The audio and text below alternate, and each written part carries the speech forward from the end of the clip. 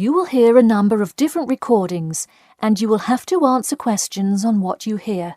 There will be time for you to read the instructions and questions, and you will have a chance to check your work. All the recordings will be played once only. The test is in 4 sections. At the end of the test, you will be given 10 minutes to transfer your answers to an answer sheet. Now turn to Section 1. Section 1. You will hear a woman calling the London Police Department to report a robbery. First, you have some time to look at questions 1 to 4.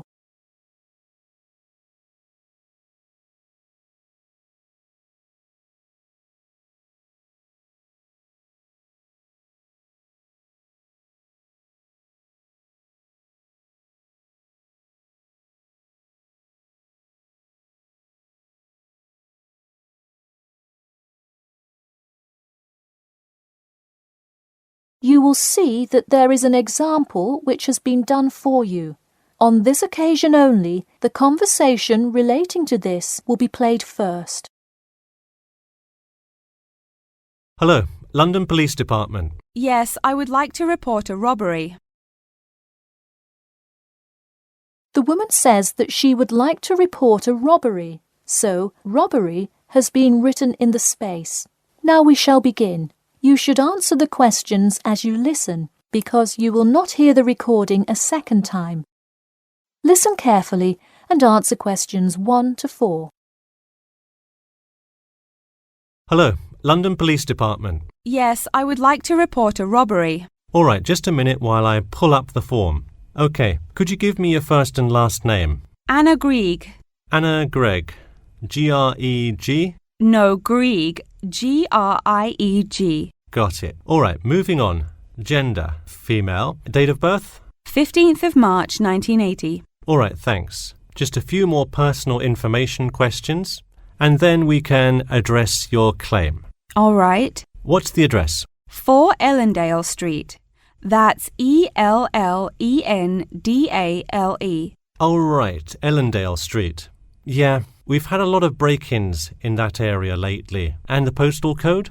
W5 2AT. And are you a citizen of the UK? No. OK. What type of citizenship do you have? Well, I lived in the United States for most of my life, but I am actually of Grenadian nationality. OK. So is that the country that issued your passport? Yes. All right. Before you hear the rest of the conversation, you have some time to look at questions 5 to 10.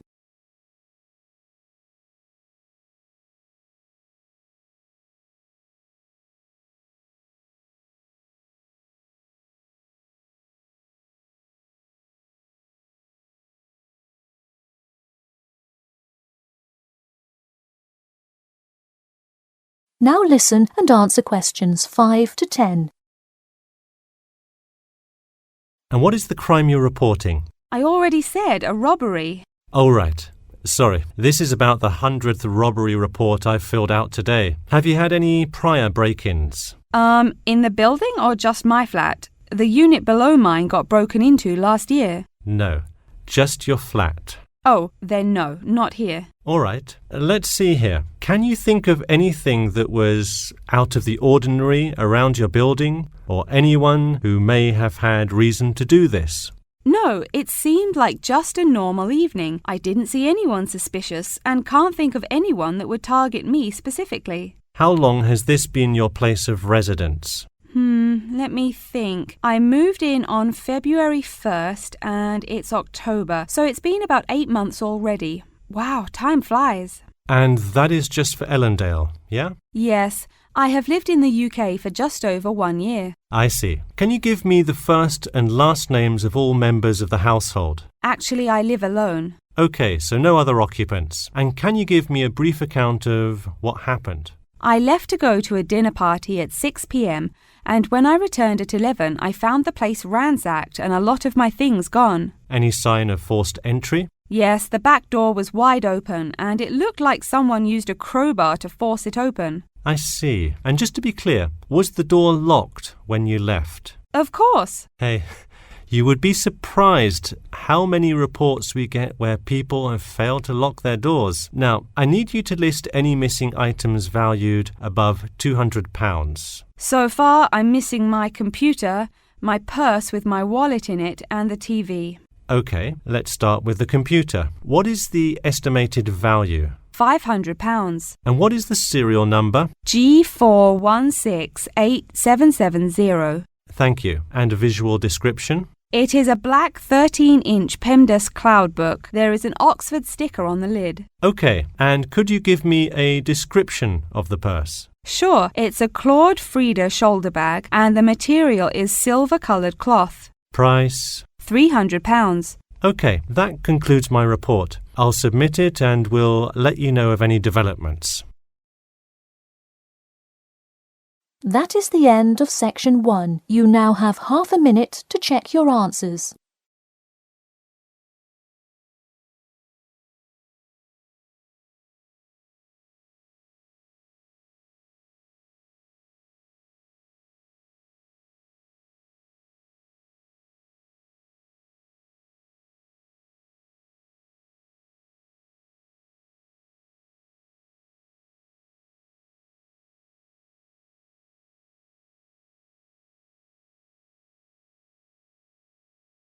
Now turn to section 2.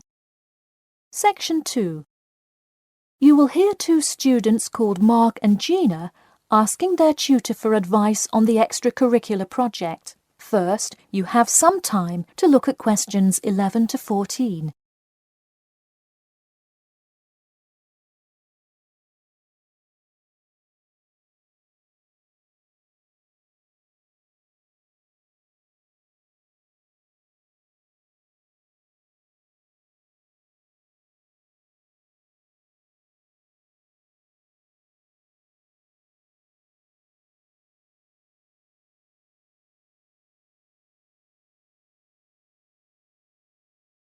Now listen carefully and answer questions 11 to 14. Hi Mark. Hi Gina. What can I help you with? So we were hoping you could help us with this extracurricular project. Sure. What is the topic? Attending business school. This sounds like a great idea. So you're going to explain the requirements for getting into business school? Not exactly. It will be more broadly about the experience, the academics, accommodation, and social experience that comes with being part of the business school. I see. So would your audience be the general public? Well, we would probably want more to focus on members of the institution. We would especially like to reach individual applicants to the business school. I see. Now, what form will this information be? You could give a talk to all the summer courses. All you'd need is permission from the course director. Or you could pass out information outside the student union. Those are both good ideas. What about sending out pamphlets in the mail? Most college students never check their mail. Maybe you could make a video and show it on campus. That's a great idea. We'll do the video. Great. And as members of the business school, do you have an incentive to attract new students? If so, this idea is a great way to do that. No, the idea actually came about because of how much students like us worry about their studies. Yeah, when I got into business school, there were a lot of things I had not prepared for, so the video would cover a lot of things Mark and I wish we had known upon entering business school. Right. Before you hear the rest of the talk, you have some time to look at questions 15 to 20.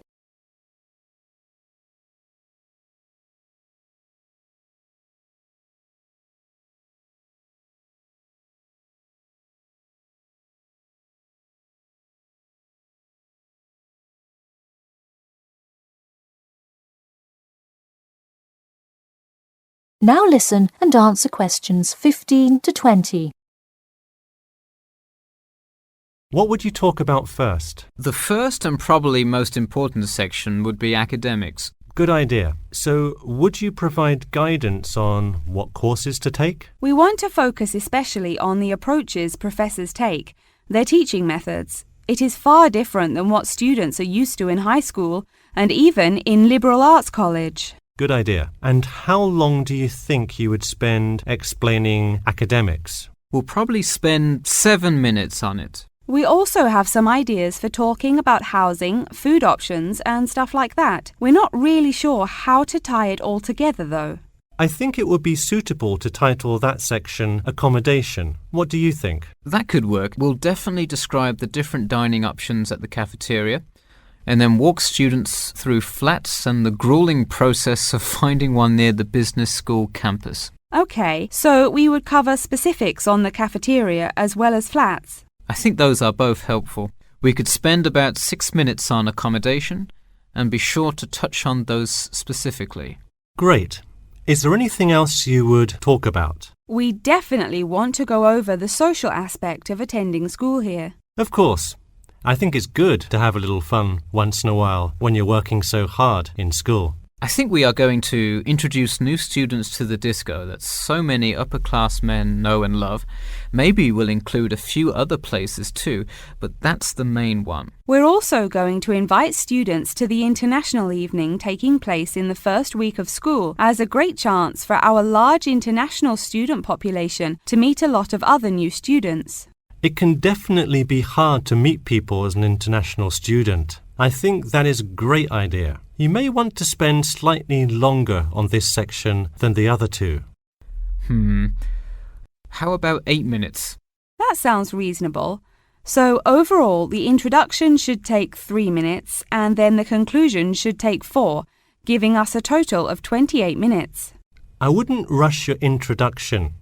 Maybe give it between 4 and 6 minutes. The conclusion, though, can be shorter since it's just a quick refresher of each of the topics. Give that not more than 2 minutes. Okay, so in total, the video should take about the same time, just more intro and less conclusion? Precisely. All right, we're going to get to work on our video. Thanks for your help. That is the end of section 2. You now have half a minute to check your answers.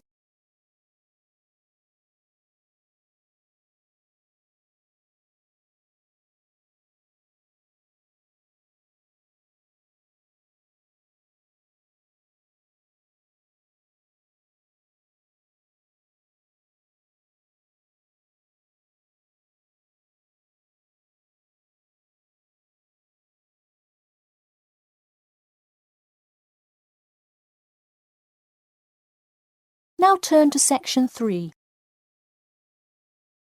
Section 3. You will hear a student called John talking to his classmate Danny about the details of his research project. First, you have some time to look at questions 21 to 26.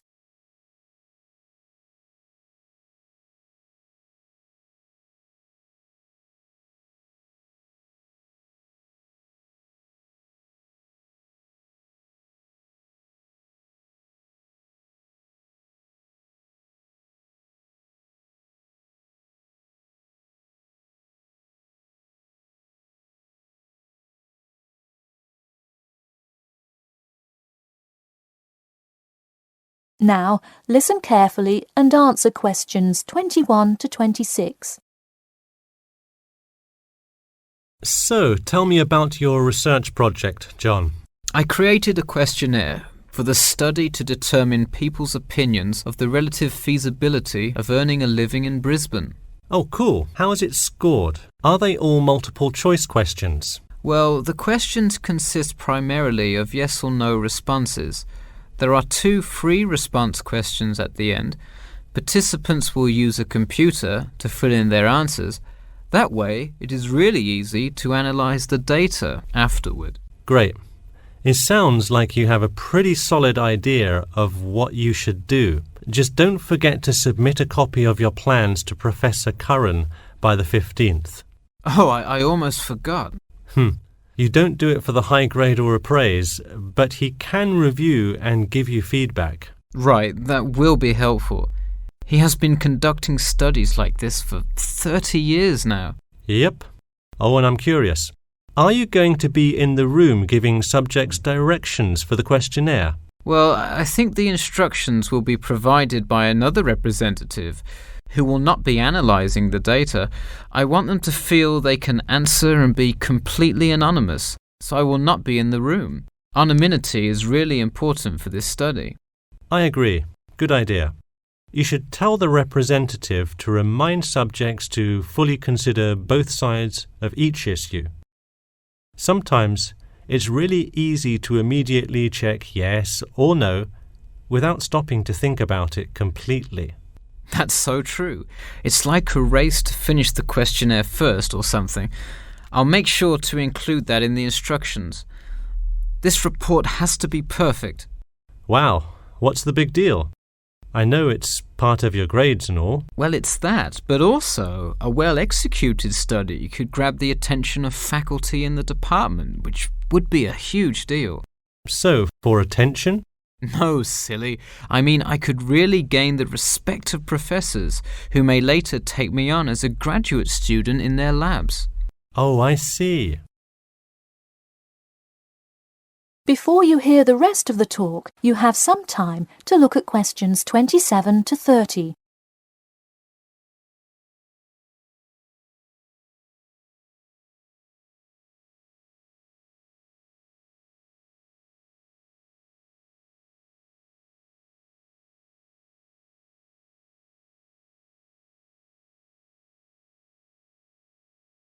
Now, listen carefully and answer questions 27 to 30.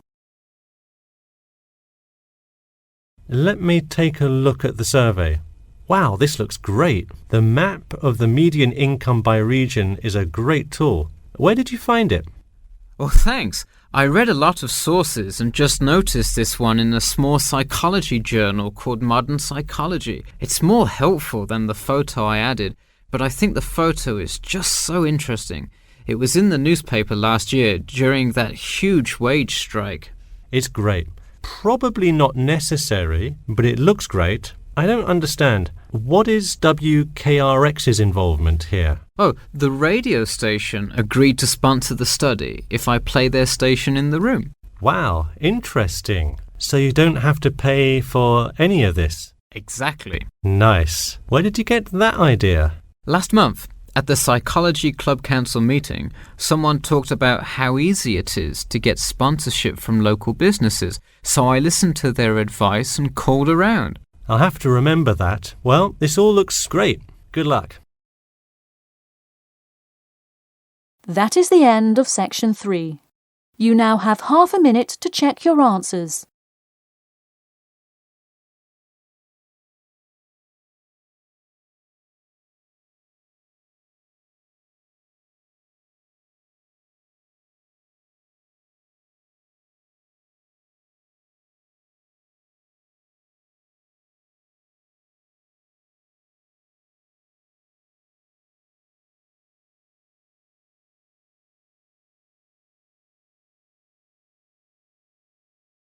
Now turn to section 4. Section 4.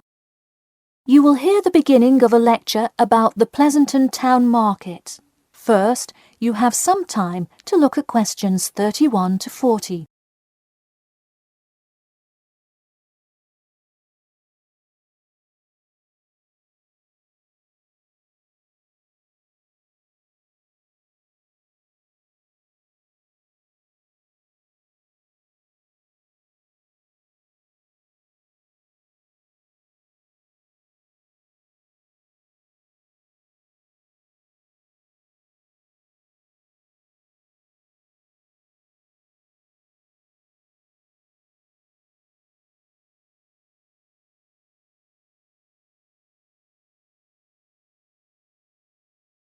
Now, listen carefully and answer questions 31 to 40. Good afternoon. In the last few lectures, we've been covering the social and political pressures that influenced the rise of the rebellion of 1679. Today, I would like to focus on the Pleasanton Town Market. Now, why are we talking all about some market? It's not like it was the first market ever, or even a particularly large market. The Pleasanton Town Market is important because it is often mentioned in the literature found in the library. If you have ever been there, you have probably seen all of the handcrafted items sold there now. But what was originally bought and sold in the town market? In the beginning, the market sold products such as meats, furs, and simple tools. Over time, though, it became known as the place to find quality livestock. People came from all over the world to find the biggest and best cows, pigs, and chickens. In fact, the profits from the town market became the savior of a plummeting economy during a time of much turmoil. Not to be confused with the Reconstruction era, a period of rapid development came about in the 1660s as a result of the market's vendors contributing their profits to building up much-needed public facilities and defense, which would later make a huge impact on the outcome of the war. For many years, the market flourished and began to draw in large tourism crowds in addition to the throngs of livestock customers. However, as revolutions in farming came about, more people moved to farms far from the city centre.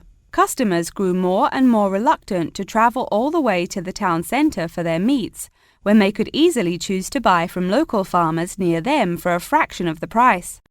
With such a fall in the profits of the town's major profit generator, some quality town planning was needed. In the mayoral election of 1668, a young man of little fame just barely claimed the popular vote, none other than the now legendary John C. Wiley. Wiley's first decision as mayor of Pleasanton was to deal with the quickly failing town market. The building with the large clock was a landmark that had symbolized growth in Pleasanton for a generation. Wiley decided to use the notoriety of the town market to set an example. During the historical Rotterdam Rebellion, Wiley gave all those involved lifetime prison sentences in the very same building. It stayed a prison for about 50 more years until they transported all remaining prisoners to other facilities and turned it into the historical monument today.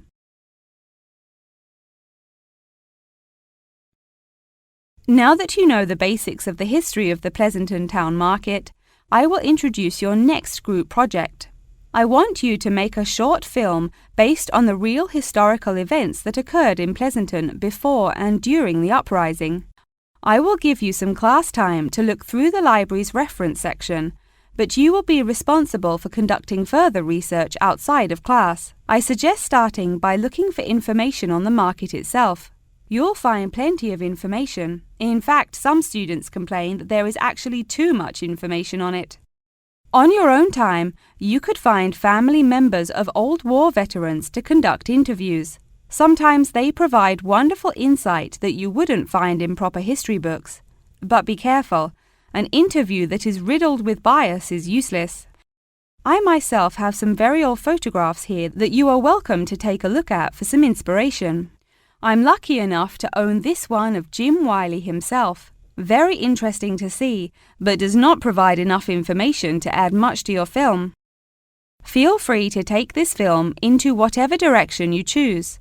You could even do a crime thriller based on real outlaws. All you would have to do is look through the newspaper archives in the crime section during that time period. Try to get as much detail as you can, but you may end up having to draw your own conclusions.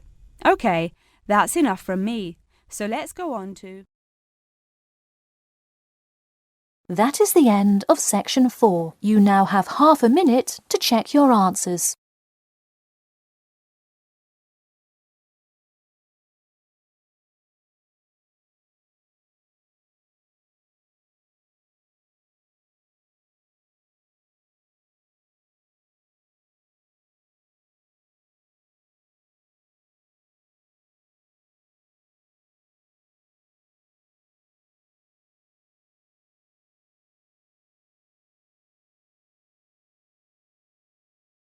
That is the end of the listening test.